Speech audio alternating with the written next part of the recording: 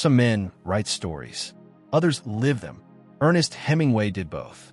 He was a war correspondent, a hunter, a fisherman, an adventurer, and he became one of the most influential writers of the 20th century.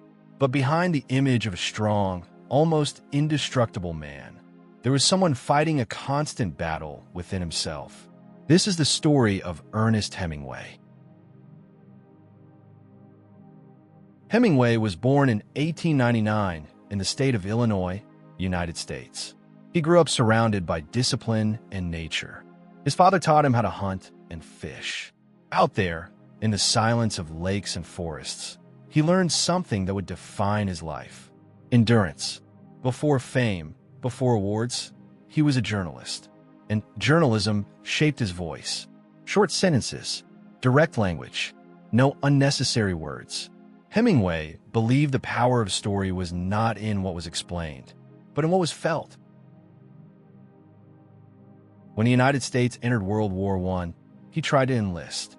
He was rejected, but he refused to stay behind. He volunteered as an ambulance driver for the Red Cross in Italy. In 1918, he was severely wounded by mortar fire. Shrapnel tore into his legs. The war marked his body, and it marked his soul.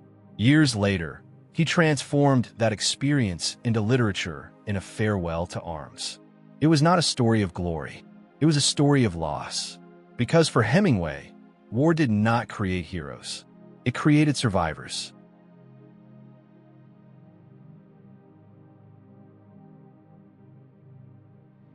In the 1920s, he moved to Paris. There, he met a group of artists and writers disillusioned by the war. Among them was F. Scott Fitzgerald. They became known as the Lost Generation, young people who had seen too much too early. During this time, Hemingway published The Sun Also Rises, the novel that made him famous. Its characters traveled, drank, fell in love, yet carried a deep, quiet emptiness inside. And here, his literary philosophy became clear. Hemingway believed in what critics later called the iceberg theory. Only a small part of the story appears on the surface. The deeper meaning remains hidden. He didn't over-explain emotions. He showed action and trusted the reader to feel the rest. That simplicity was revolutionary. In the 1930s, he traveled to Spain to cover the Spanish Civil War. Once again, he found himself close to violence and human conflict. From that experience came For Whom the Bell Tolls, a story about courage, love, and sacrifice, but always grounded in reality. No romantic illusions, only human beings trying to hold on to dignity in the middle of chaos.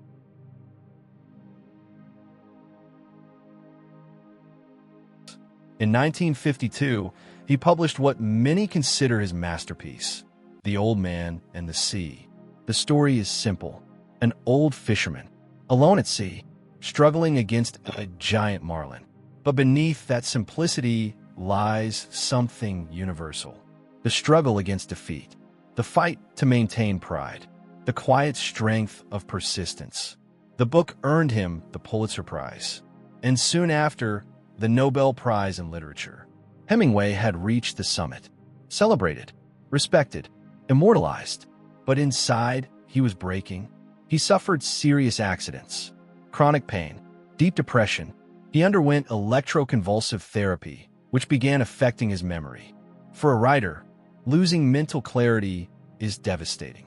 The man who wrote about strength no longer felt strong. The man who created resilient characters was struggling to endure.